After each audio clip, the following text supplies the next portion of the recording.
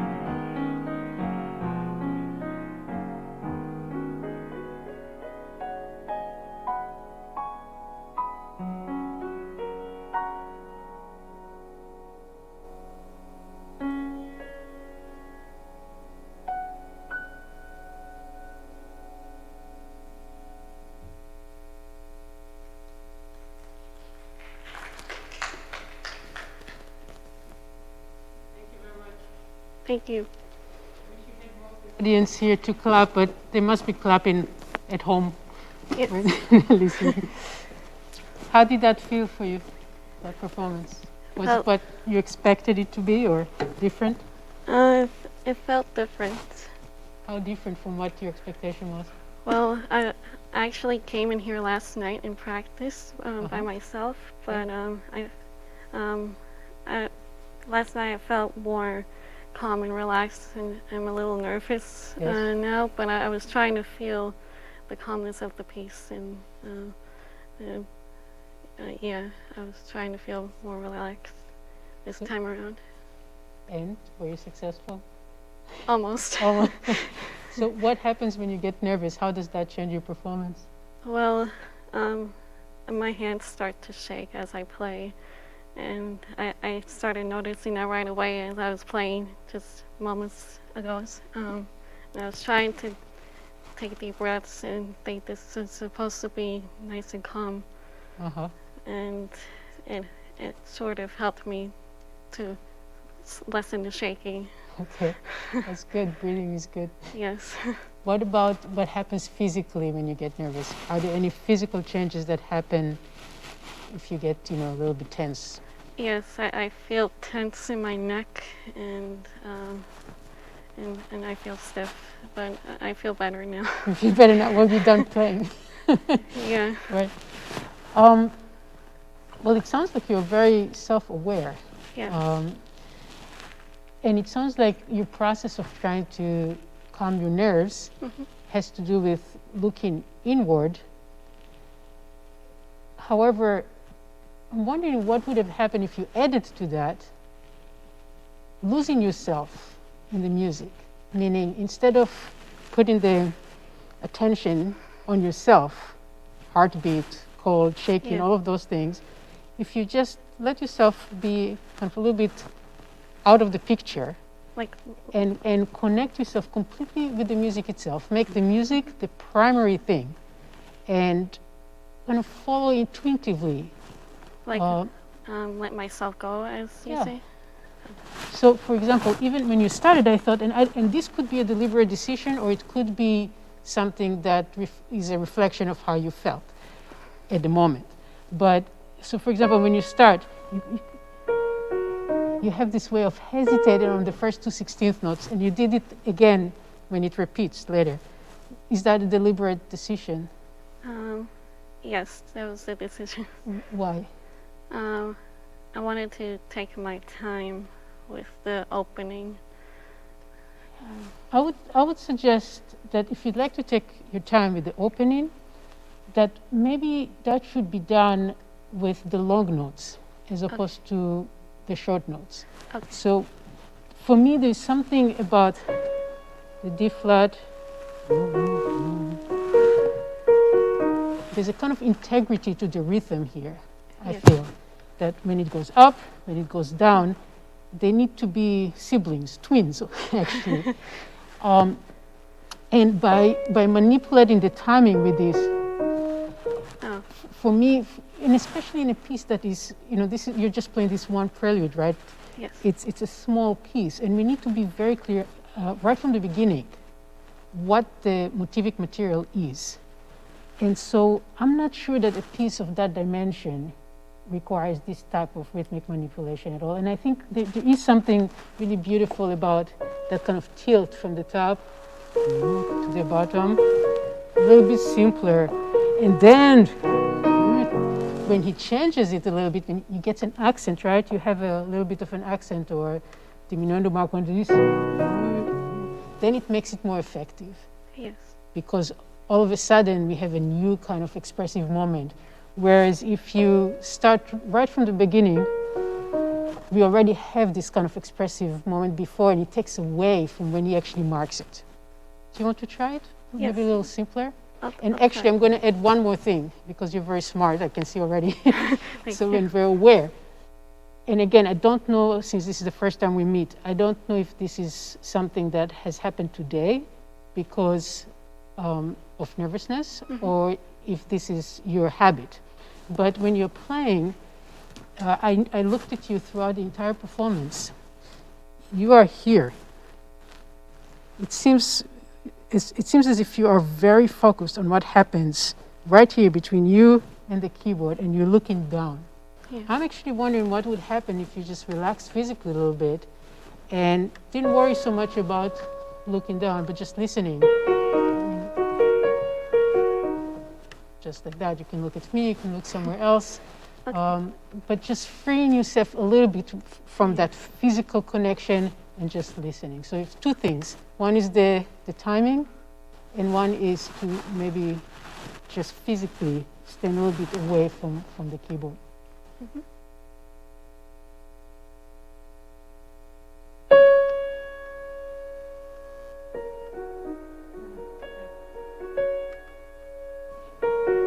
One gesture. Okay.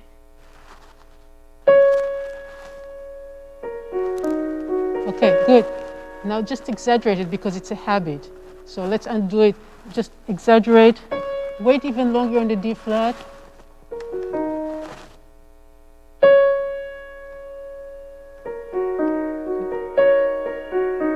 Okay, good. And I also like that you're a little bit more separated.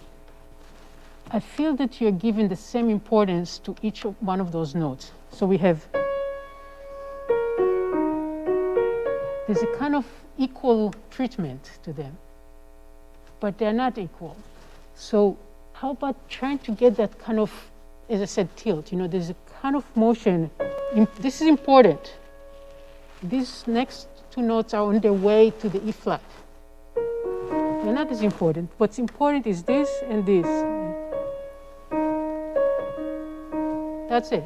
And the rest is filler.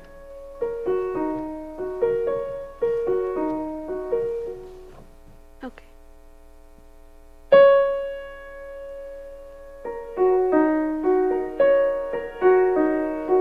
Okay. One more time.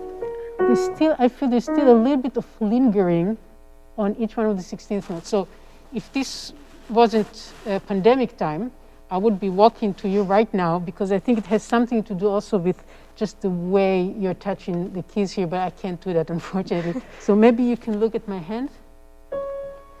And then these two fingers should be quite light. But what you're doing is you're really kind of pressing down on each one. Okay.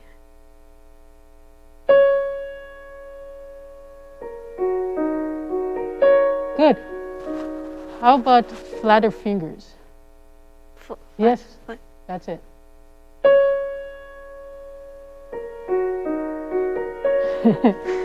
Great, except for the, right, you notice that it's such a powerful habit for you to hold on to those first 16th notes. So you'll Yes. work on that. One more thing about this opening. The very first note, you start it where it starts. And it has this kind of clear moment. This, when I'm starting this piece. How about giving it a little bit, some kind of arm motion or breath, something that happens before the note actually sounds. So for example, if you were a string player, right, you had a bow, there's a moment where there's already some motion, there's already music happening, but you don't actually yet hear the sound, right? That's what we're looking for here, because I think there's something a little bit rough about just starting it. But maybe, again, if I could, I would have been standing next to you and show you this, but I think It's okay. a little bit of arm from the key and up. So rather than pressing down, you're already down. You're playing the note up, on your way up. Okay, good. Let's do this. Yes.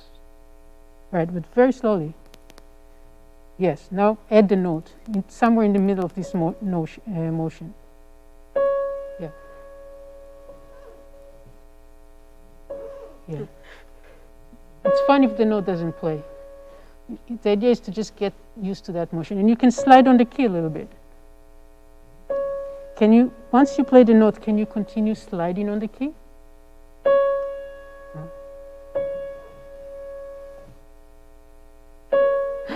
You slide before, which is good, but keep going. Yes. So this is a lot of new information, and a lot of it is just kind of physical habits, but if you like the sound that you're hearing, I think you're going to practice and get there. So, and then really enjoying that up and down motion.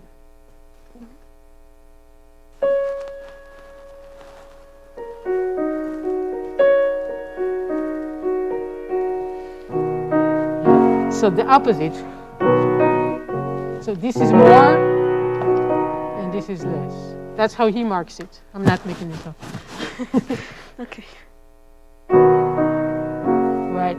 Anyway, you can create a legato with the left hand as well. Just with your finger. Yeah, it should be legato. Maybe 1-3. 1-3. One. Oh, I see. You taking it with the left hand. Yes. Because you don't have to. Why don't you take the G flat octave with the right hand?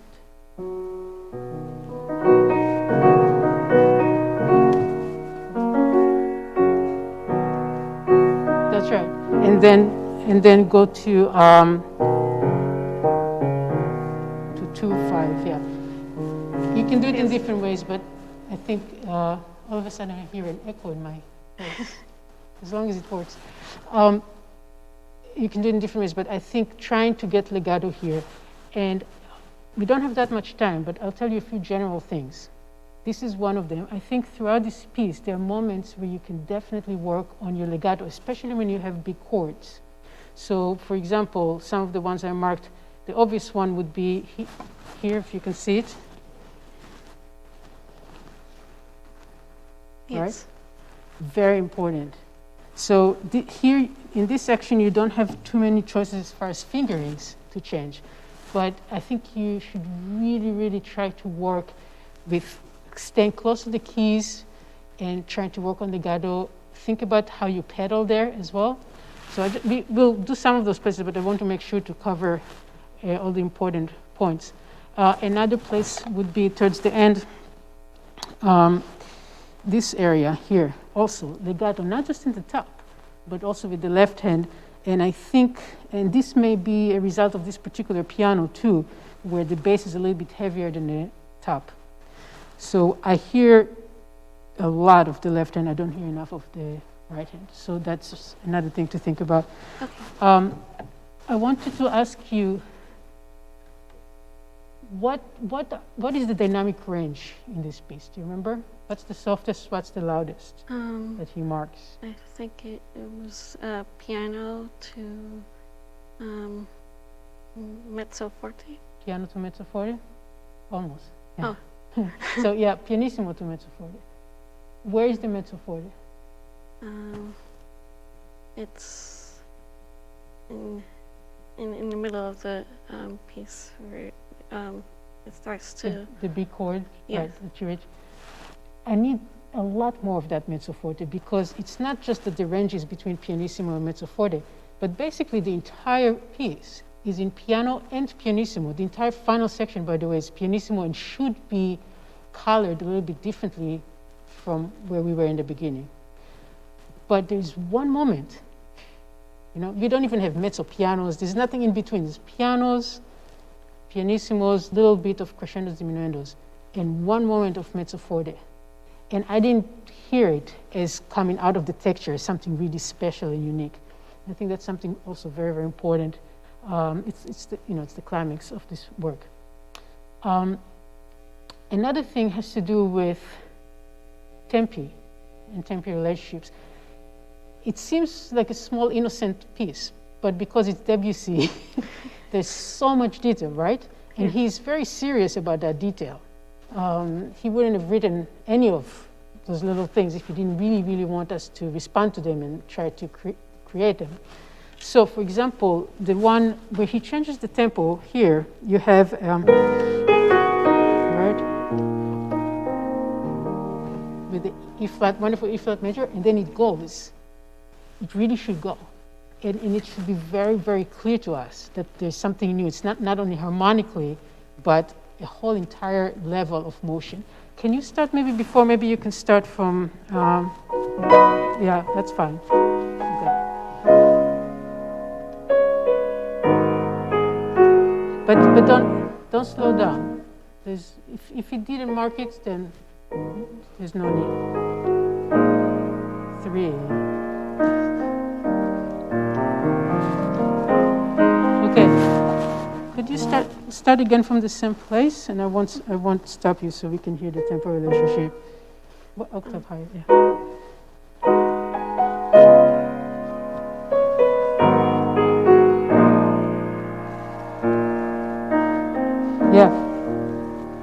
no ritenuto. So you're placing the third beat very late here. Oh. So again, very simple. From the three, 1, 3, 1, 2, 3. So maybe you can practice with the metronome a little bit and just be very, very strict with it. Play 2 measures, those first 2 measures that we tried. Your tempo is great. I love your tempo. But keep it, stay with the metronome, and then put it up and really play a little bit faster. So you can, it's not that you have to do it precisely like that when you perform, but you have to know where you are when you're playing. It has to be intentional, okay? As opposed to what's comfortable for the hand, you know? So that's a kind of level of awareness that you can perhaps add to your performance. And the final thing I want to mention that's a general thing is when you break chords, and it's absolutely, of course, it's necessary to break some of those chords. So the first one is this one, right? When you break chord in the left hand, and then you have this one and that one, both of them. When you break chords that he doesn't mark to break, yet they must be broken, I think the way to do that is to try to make it sound as if they're not broken. But you divide the chord very, very clearly. Do you want to try that so also the listeners can know what I mean? Maybe from here or here.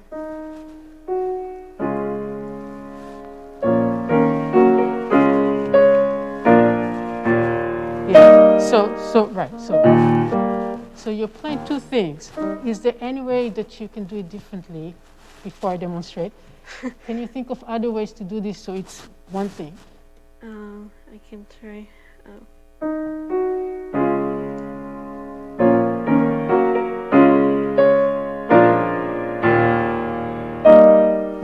So what I mean is, you're playing, those are 2 events, 1, 2. But really it should be 1. We're going for one thing, but we can't. I mean, I don't know if even Rachmaninoff was able to play this chord. He probably could, but you and I cannot. So how do we get closer to this instead of in the left hand? Hold the. Not with the pedal. The pedal obviously has to catch the bass. No. I'm not sure. So first of all, you don't have to divide it like this.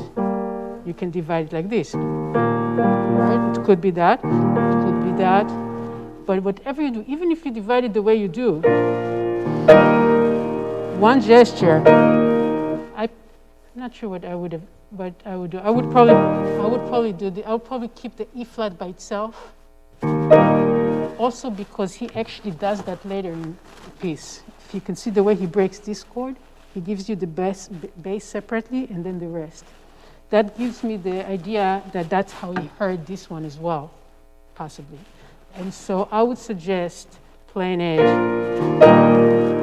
but one thing, not lingering, but one gesture. Okay. So, and that's the same thing later in the chords towards the end of the piece of finish. I think that's all the time we have. Do you have any questions for me? No, I think I understand when I have to. I'm sure you understand. Yes. You just believe in it and and practice. It sounds very, very good. Thank you. Thank you.